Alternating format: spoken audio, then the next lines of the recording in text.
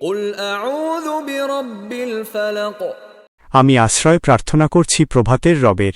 তাফসির, আল্লাহ তাআলা তাঁর নবীকে এবং তাঁর মাধ্যমে পুরো উম্মতকে আদেশ করছেন সমস্ত অন্ধকার দূর করে যিনি সকালের আলো ফুটিয়ে তোলেন সেই মহান রবের কাছে আশ্রয় চাইতে।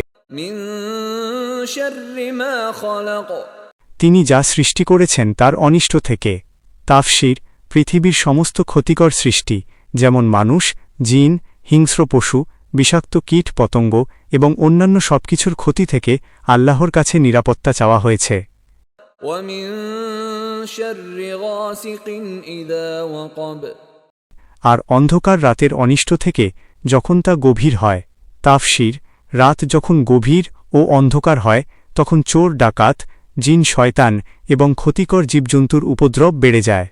তাই এই সময়ে আল্লাহর বিশেষ আশ্রয় চাওয়া হয়েছে। 4 ومن شر النفاثات في العقد এবং গিরায় ফুঁকদানকারী নারীদের অনিষ্ট থেকে।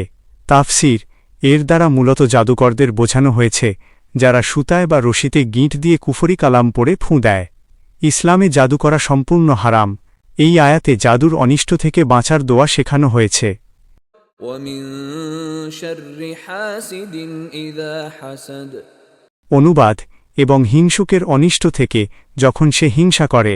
তাফসির, হিংসুক ব্যক্তি যখন অন্যের ভালো সহ্য করতে না পেরে তার ক্ষতি করার চেষ্টা করে বা বদনজর দেয় তখনকার ক্ষতি থেকে আল্লাহর কাছে আশ্রয় চাওয়ার মাধ্যমে সূরাটি শেষ হয়েছে।